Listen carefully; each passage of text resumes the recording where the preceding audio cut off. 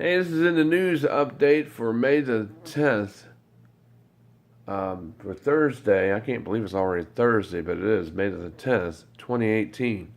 Well, some of the top stories that are hitting the town today is that remember that case that happened in Chesterfield to a dad that had three kids?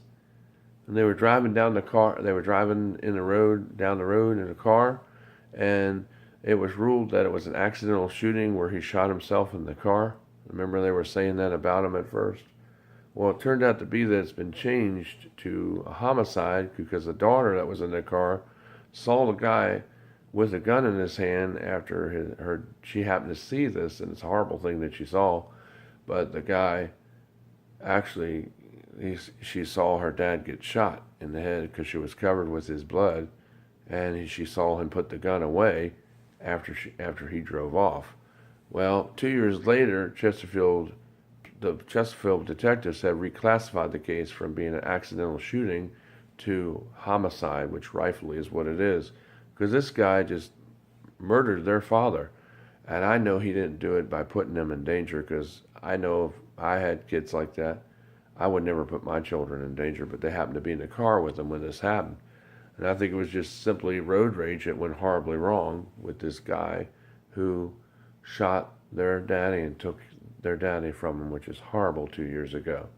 And now victory, and also now the kids can have hope and also rest to know that their dad was, that he was definitely a homicide. It was not no accidental shooting like it was ruled that before. So it's good that they reclassified that, and now the family can have one step more of closure due to what has happened to their father uh, back then. And it's so wonderful that that the kids are um, the kids are really how they're have how they've gotten how they become stronger, and how they're that the kids are doing good with the update, and that they're able to know that their daddy was that their daddy now they can have peace because of what has happened to their daddy, which was horrible to say the least, and unacceptable. you know so whoever was saying that someone would allow their children to be put in danger was ignorant, and was definitely wrong, because they were just driving along, and it wasn't their dad's fault, and it wasn't him putting their children in any kind of classify of danger, because it was just road rage that went horribly wrong, is what I'm going to call it. And that's what ended up with her daddy, even with their daddy being taken from him by that horrible means of a gun. But it's good that the daughter was able to see, the oldest daughter was able to see the guy with the gun in his hand, and seen him putting it away in his car as he drove off. Husband Nick So, accidentally shot himself driving with his so four here it children is, a inside little bit their of there. car that would crash into these Chesterfield woods. We were going so fast because his foot was on the gas that, blood from his head was going everywhere. I was covered in blood. Terrifying moments Michaela Clavier has replayed since the day the then 9-year-old watched, as she says a man pulled up next to them on Hull Street Road and shot her father. I heard a loud noise, and I saw my dad slouched over the thing. And So pretty much that's what's happened there. So we'll have the next news story coming up. Stay tuned. what looks like a gun away. So he would never put. Next story. There was two boys were killed on Very early. two boys were killed on a train track in Chesterfield. My dad grew. In other news stories, a woman was attacked on her bicycle yesterday or the other day when she was delivering her last carrier stop. These two men, a man and a woman, got out of their car and started and spit on her, but started to beat her as she was trying to ride home from her last delivery. Luckily, some other bystanders got out of the car and was able to and was able to get pictures of the vehicle that's in question. So hopefully it'll lead to an arrest of these people, and hopefully they'll be arrested, and hopefully they'll find these people, because that was wrong. It was an act of road rage that just went horribly wrong. Just listen. Other drivers and bystanders jumped in to help, and Orcutt was able to snap some pictures of her attackers. Richmond police are now investigating this incident. Zach? Okay, that's from Channel 6. 60s, dropped 62.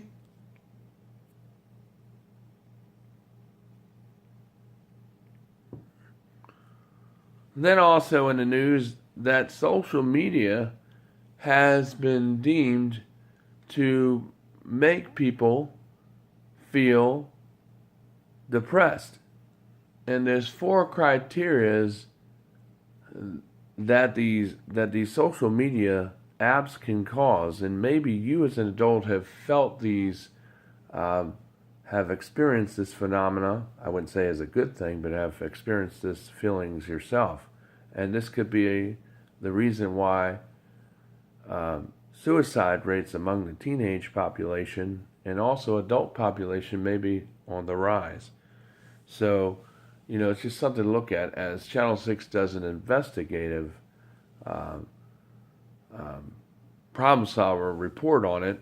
They found some intriguing results that applications like Snapchat, like we've talked about and reported on YouTube before, as we'll update to this case, and Instagram, and a new one is called Fake Instagram, which is called Finstagram. That's a new one that a lot of people, parents may have not have heard of, but it's where you can go on there and tell some of your most darkest secrets or points in your life. It's the opposite spectrum. So, like, what really, can really make people feel depressed or even angered or feel more isolated than ever before is through these social media apps, is when people see things that people post but they don't respond back right away.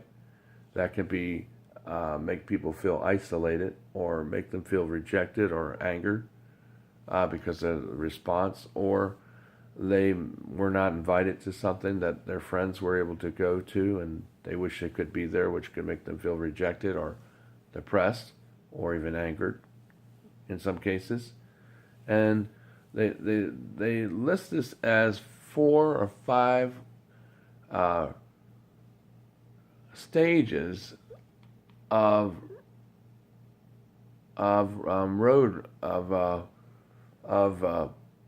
basically what happens is there's anger, there's discontent, there's euphoria, and there's depression, and then rejection. And see, what experts say, just like we've said before, that there is a very systemic link between these apps, that it does cause people to experience these feelings. And, it used to be, like I've said at school, when things happened before these social media apps became a reality, kids could just go home and they wouldn't be teased at home once they got off the school bus and got at home. But now, with all these social media apps, there's just a whole lot of things going on. And here we go. Here's Problem Solvers from Channel 6. Looks really good. You have to add a lot of water to it. Brushing the page with To give you more and on the room that with story. love. You're doing great, sweetie. Goochland senior Kathleen Norman spends For quality Channel time 6. with her sister and a friend.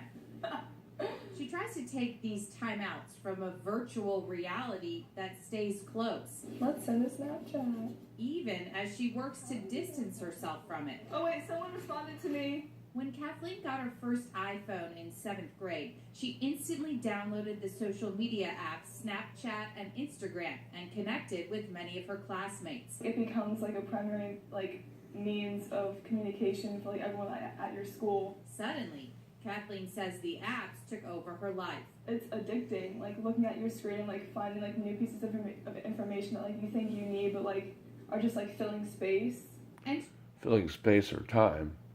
And they can be quite addictive, just like the senior is saying on this video. Together, and it's I didn't like, get invited, or like you like see things like you didn't want to see, or like it just makes you sad. The social media blitz, combined with the unexpected death of her cousin on her birthday in 8th grade, left her increasingly depressed as she entered high school. I'm just really, really sad person, really sad. I just like felt black on the inside. Kathleen's emotions reflect what CBS 6 revealed in an earlier story about teen depression. State data shows nearly 30% of all high school students surveyed in Virginia are dealing with constant sadness or hopelessness, and nearly 40% of girls felt that way. I can like write a caption if I want. See, that's some statistic numbers right there when you think about it. And of course, it's, that's really the data. Pictures and stuff. For example, she says kids can spin into a downward spiral when they send a snap to a friend and that friend doesn't write back. The thing that like people like get upset. See, that can anger people or make them feel depressed or sort of socially isolated. And this is what she's a big talking thing that about. people like get upset about. There's no off button. Because there's no off button, as a psychologist says from one of the schools. Listen to what he says. Social media, if you have problems at school, they happen during school hours. They're extended 24/7 now. He says social media taps into Because of social media, that's why it is 24/7, like we were alluding to earlier. solitary confinement and exploitation of phobias. These are going to have a direct impact on a middle school or high school's mental health. And Bitsko is concerned about a new app that some parents may not have heard of, Finstagram, or fake Instagram. That's what we It's were supposed referring be to the earlier. exact opposite of Instagram, where you can share the darkest parts of your life. When you have nothing but both ends of the spectrum, that's never good. Channel 6. So we're not being very moderate in how we're using social media. So what should parents do to help maintain their kids' mental health? He says social media can be positive, so you shouldn't force them to cut it out completely, but moderation is key. Is the It has to key. do with trying to figure out how can they do these things which are going to build their confidence, build their social skills, make sure they have a ton of face-to-face activities. That's actually like looks like a sunset. That fade, baby. And that's exactly what Kathleen did. But first, she decided to cleanse her brain by getting off social media for a few months. I read a lot of books, and like The things that kids can do is that they can read a lot of books, and they could do things like paint, like this girl's doing in this video, and with watercolors. And you could go to the King's Dominion, but find ways to get off of social media. That way you don't get so depressed, or that way you don't become so time-filling or so time-consuming. Because, really, this can really affect a lot of teenagers as well as adults. And you should monitor the use of what these apps are doing to you as an adult, too. And if you find this happening to you, then maybe you need to take a time out and get off these social apps. This is Michael DeSilva's for a while until you can feel better and have a better life, a better overall mood experience. And then you can get back on those apps again. But this is Michael DeSilva's for In the News. Keep it right here. We'll have more news stories breaking and coming here out in a few minutes. We'll be back with another story. The weatherman says that we could have a lot of severe weather outbreak today here in Virginia. Some places may have some severe weather today as a cold front comes knocking on our door tonight, but won't really cool us down all that much. Matter of fact, it's going to be back up in the 80s tomorrow, so on Friday. So it's supposed to be in the low 90s on Mother's Day on Sunday. So it's not going to cool it down that much, but we could see a potential strong to severe thunderstorms, with areas of large hail and some strong wind pockets with some of these in and around some of these storms tonight when they come through here and this in the early morning hours. And be aware of that when you're out traveling. Take an umbrella or make other plans tonight, because of the fact that these storms will be looming and they'll be scattered. They won't be nationwide, but lots of areas will see them, while a lot of areas will not.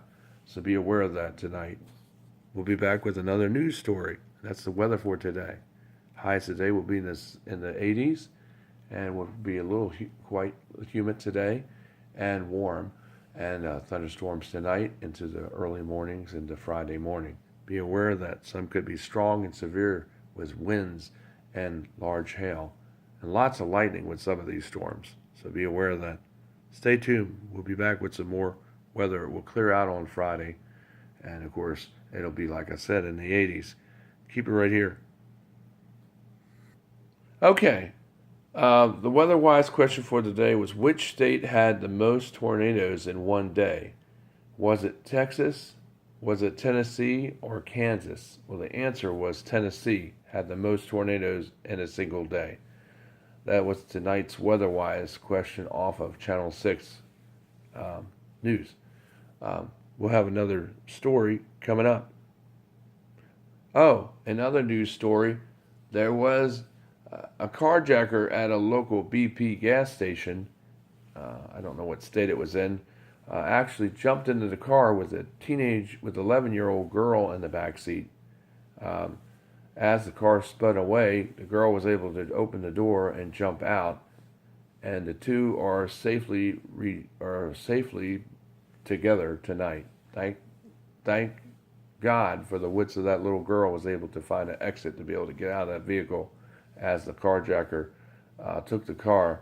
As for the car, I don't know if they got the car back in custody, if they got the car back to the dad or not. But at least the most important thing was the little girl was safe and back with her daddy and back in his loving arms tonight. And that's the most important thing there. And of course, I hope you all are having a good day today. And just if you would like to subscribe down below, please subscribe at the subscribe button down here at your screen where you see it.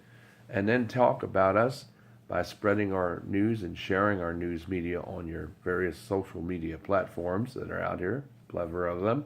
And please help us by making a donation or a love offering. You can send it to our address at 7110 New NEW Hunter, Hunter Road, Mechanicsville, apartment 423, Mechanicsville, Virginia 23111. We do depend on donations so we can continue doing what we do as ministry, as well as reporting the news to you as it does come to us. And thanks to Channel 6 for letting us be able to share some of their news and media content that I thought was deemed that would be important to share on this platform. We'll be back with more news stories. Stay tuned. Always remember that when people don't understand you, this is today's slogan, just remember that God knows what's going on more so than you do, and always approach it with a peaceful heart and with a peaceful mind. And even though family may disown you or may neglect you or may not understand or be in fear because of certain things because of what they think versus what is really going on truthfully in reality, our friends may neglect you. Remember, God knows the true story of who you are and knows what your motives are at heart and knows exactly what you're doing. So don't allow these feelings to really get at your self-esteem, because really it's just warfare from the devil. That's why a lot of these things are happening in your life, because the devil's trying to discourage you any way that he can and use whatever means is necessary to facilitate that as a vehicle. And don't allow him to cause problems with your family or other people in your life because of that fact. And all people that are involved need to remember that too, because there is a real devil that is at work trying to tear people apart any way that he can. Like a roaring lion, the Bible says, going around growling and wanting to devour anyone that he can. This is Michael Silvas in the news, your thought of the day. Take care, everyone. Hope you have a peaceful Thursday. Be safe, and God bless you. We'll have more in the news updates coming up.